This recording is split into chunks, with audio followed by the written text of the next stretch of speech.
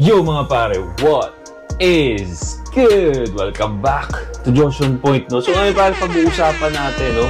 Importansya, no? Ang importansya ng lagi nating binabanggit dito na flirt, date, and seduce, no? Kaya kung ready ka na, hit mo na yung like button, share mo na rin, and let's go! Bad boy, shake, kala kill, ako 10 toes down. So parang welcome back sa kwarto ko, no? Alam ko marami nagko-comment dyan, Boss Josh, na-miss ko na yung kwarto mo. Na-miss ko na yung kwarto mo, Boss Josh. So ito na, no? Nandito na tayo ulit. Eh wala, masarap magmotor pare. Alam mo, na-addict na ako, no? Pero at the same time, syempre, kailangan kong gumawa ng content sa inyo, para sa inyo. So pinagkasabay ko, no? Pinagkasabay ko na lang. Pero syempre, masarap pa rin dito sa kwarto kasi relax lang, no? Tahimik, no? Nakakapag-isip ako ng mabuti kung ano yung sasabihin ko.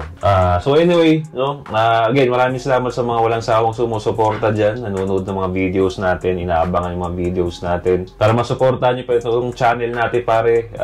Shopee, TikTok Shop, yung mga perfume natin, Dio Spray, t-shirts, merch, pare, accessories, nandun para sa inyo. Ay, murang-mura na yon para sa inyo. So, naisip kong gawa ng video to, no? Kasi, syempre, sabi ko sa inyo, pag may problema kayo, i-chat nyo ako sa Facebook ko, i-chat nyo ako sa Instagram ko, no? Wala akong sawang magre-reply sa mga message para kasi nakakatuwang tumulong, no? Nakakatuwa rin makita yung mga nag-i-improve din.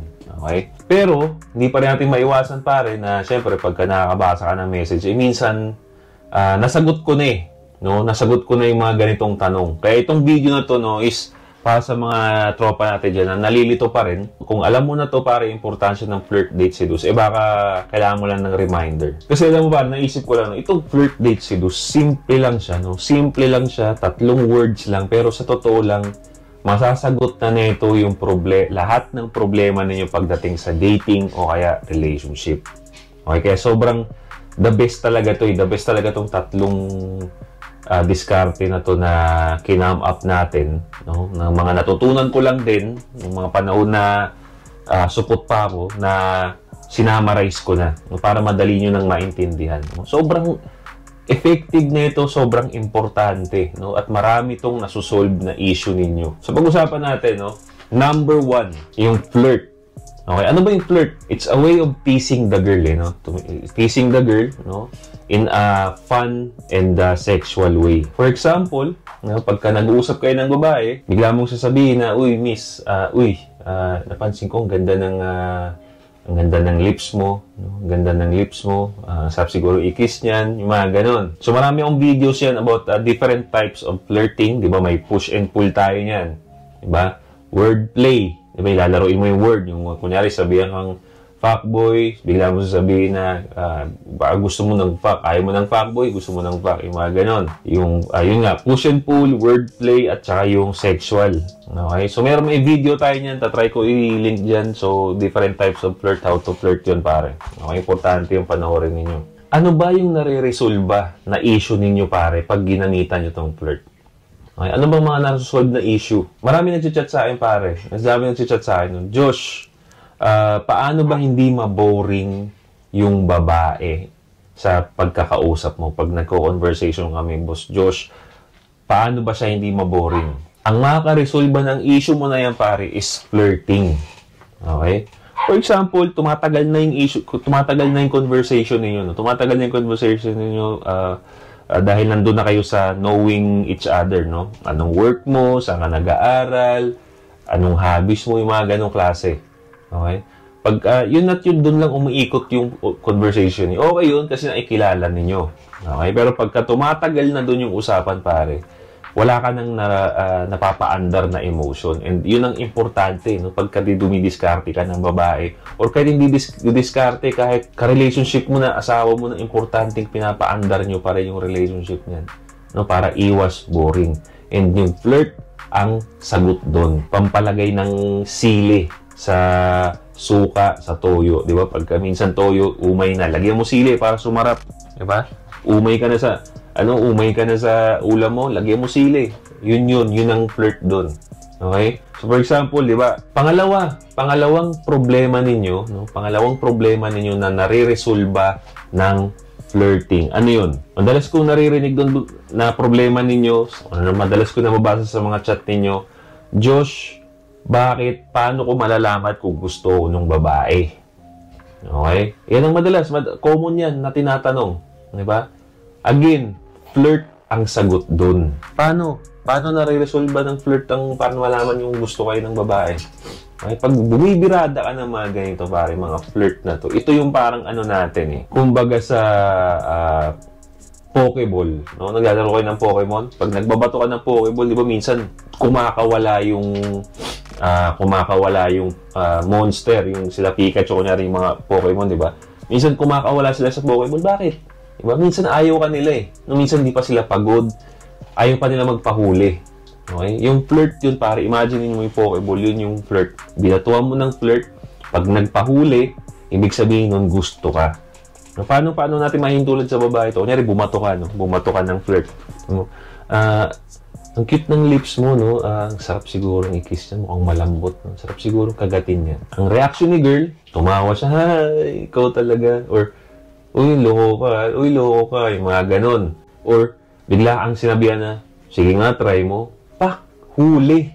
Diba? Nagigets niyo ko, pare? So, doon pala, nare-resolve na yung tanong mo na, bakit gusto ba ako nito? Pag natuwa doon, pare, sa binanggit mo na flirt, no? Ibig sabihin, trick ka na niyan. Okay, so mawawala na yung issue na, gusto ba ako nito? Natuwa sa flirt mo eh. Malamang gusto ka, no? Hindi na offend. Gusto niya na ginaganon mo siya. No? Happy siya doon sa flirting mo. So, may hint na doon na gusto ka nun, pare. So, na-resolve ba yung issue?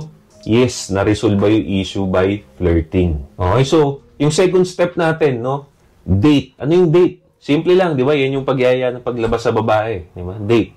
Pwedeng sa labas, no? Kain kayo sa labas. Pwedeng coffee date. Pwedeng sine. Pwedeng sa bahay ninyo para mas tipid or sa bahay nila kung walang tao. Di ba? Gets nyo na yan. Gets nyo. Ano ba? No? Ano ba yung nare-resolve ng date, pare? Okay, ulitin lang natin. Number 1, nare-resolve ng date, katulad ng flirt, para malaman mo na gustuhan niya. Diba? Parang nagtataka kayo, Josh, gusto ba ako nito? Paano ko malalaman kung gusto ako nito? No? Sa mga nag-chat sa akin, anong sinasabi ko? Iyain mo ng date. Okay? Kasi pare, tatandaan ninyo, walang babaeng gustong sumama sa hindi nila trip. Okay? Sumama sa date mo yan, kahit pa paano, pag sumama sa date mo, hindi naman 100% na in love na siya sa'yo. No? Hindi naman ganun. Ayoko kayo maging delusional, okay? Be logical, pare. Be logical. Pag sumama na sa'yo sa date yan, nakitaan ka na ng potential. So, dun pa lang, alam mo na, uy, gusto ba ako nito? Trip ba ako nito? Yes, kasi sumama sa date mo. Okay? Sumama sa yaya mo. Naligo yan, nag-ayos yan, diba? Nag-shave pa yan, diba? Nag-shave pa yan para sumama sa'yo. Okay? So, dun pa lang, na-resolve yung issue mo. So, yayain nyo ng date. Number 2, ito pare, common to, no? Common to na nababasa ko. Common na issue to ng mga tropa natin. Ang lagi niya ng problema, Josh, ang lamig niya sa chat, no? Pero pag personal naman, okay kami. Di ba? Madalas yung problema yan, no? Aminin nyo na. Malamig siya sa chat, pero sa personal, okay kami. Di ba? So, kung logical ka, pasok mo yung information sa isip mo, di ba? Pasok mo sa isip yan, itimpla mo. Anong nakuha nating information dito? Malamig siya sa chat. So meaning, hindi siya okay ka chat. Okay kami pag sa labas.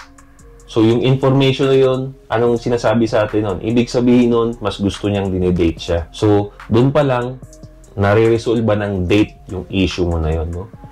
Sa labas na lang, di ba? Chat kayo siguro once, twice, kumustahan.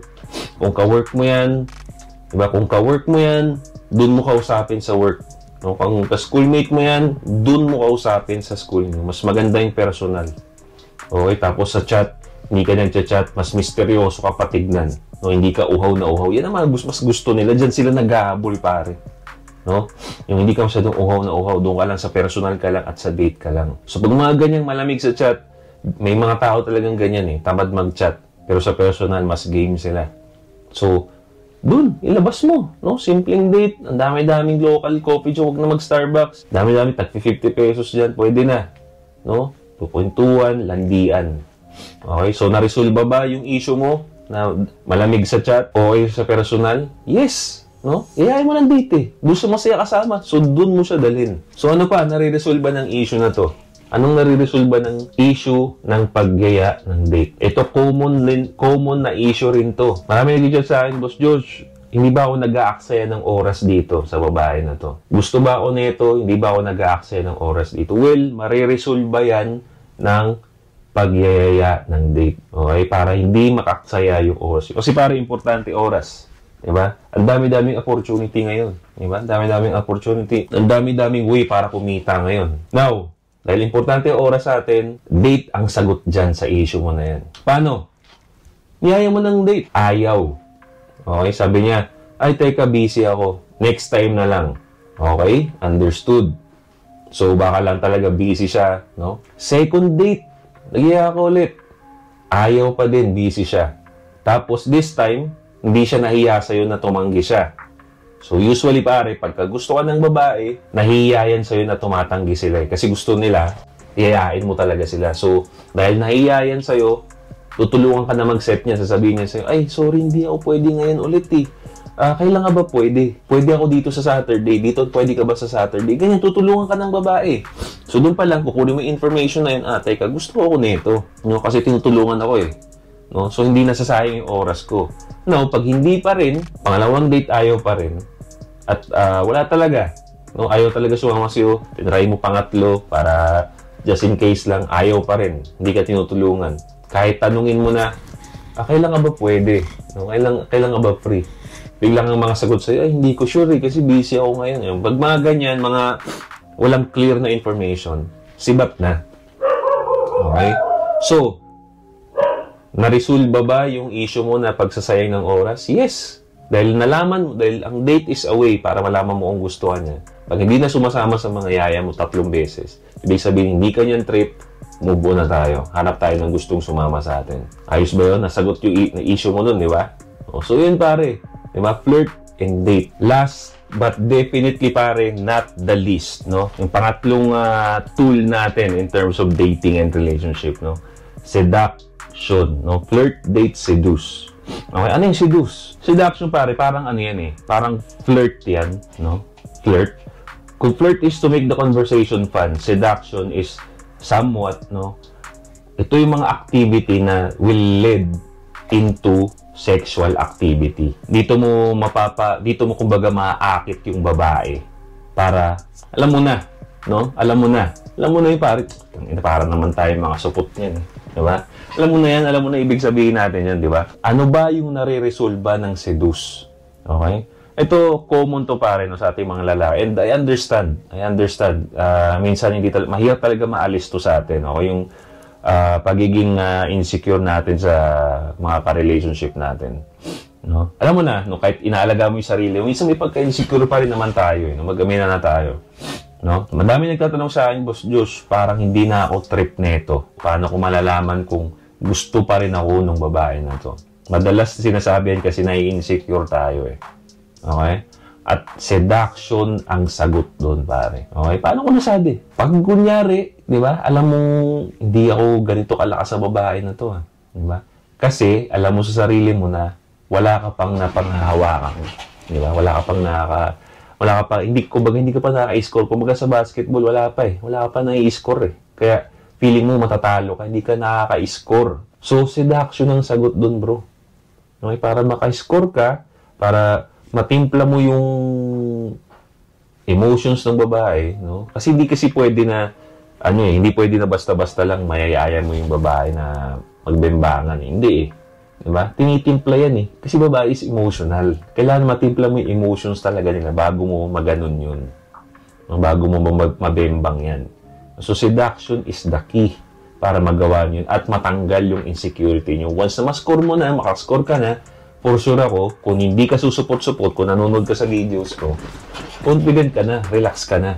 Okay, hayaan mo na yung babae na lumapit sa'yo at magre-reciprocate na lang tayo. Nag-gets nyo ba yun? So, seduction ang sagot dyan sa mga issue ninyo, sa pagiging insecure ninyo dyan. Okay, kailangan talaga makascore ka at seduction ng kailangan. At paano ba yung seduction? Ano ba yung seduction, Boss Josh? Paano ba gagawin yan? Simple lang, di ba? Lead to sexual activity. So, most likely, ang mga seduction pare is physical na yan. No? Kung i-physical ka na yan. No? Dahil confident, dahil na-flirt mo na, na-date mo na, sumasama na sa'yo lagi. it's time for seduction. Okay, paano ba yun? Example, magkatabi kayo, kumakain or umiinom kayo, nung lumabas kayo, nagbar kayo, or what, kumain kayo sa labas. Yung simpleng bubulong, yung mga kailangan mong sabihin ng normal lang, no, dahil ang goal na natin, may seduce, binubulong mo sa kanya, lumalapit ka sa kanya, no, inaalis mo na yung touch barrier. So, bumubulong ka na sa kanya, no, tapos nagtatawanan kayo, no, sasabihin mo bigla, bubulong ka sa kanya, medyo nangigigil na kasi, tara na, isa tayo. Yung mga ganun. Unfortunately, walang mangyayari kung hindi gagalaw ang lalaki. No? Hindi naman gagalaw babae niyan, bibihira. So, kailangan talaga tayong gumalaw. So, yun na nga. Di ba? Hawak ka na sa binti niya para masabi mo na, oh, akin na to. Paggawa nga ako ng video niya, para wag muna natin pag-usapan yan dito, no? Nagawa ko different types of seduction kasi meron ako different types of flirting. Next ko, the different types of seduction para malaman niyo yan. Okay? So, yun na yun. Yun ang naresolve pare, yung insecurity mo, no? Para mas stable na yung pakiramdam mo, pare. Okay? Kasi pag hindi ka pa nakaka-score, wala eh. Magulo ka eh, no? Nasusupot ka eh. So, yun. Flirt, date, seduce, yan lang ang kailangan yung gawin sa panahon na yun. And for sure ako, wala kang masasayang na oras, wala kang masasayang na pera, no? Pareho pa kayong natuwa ng babae at saka ikaw. Kasi mabilis, madali, nalalaman nyo kaagad. Alright? So, para matulungan kayo sa flirt, date, seduce na yan, bili kayo ng perfume sa Shopee ko and sa TikTok shop ko. Okay, bro? So, yeah, that's it for me, guys. Don't forget to leave a comment, no? Mga reaction nyo dyan, suggestion, like, and then don't forget to subscribe na rin. Alright, guys? So, that's it for me. This is Josh on Point. See you next time. Boom!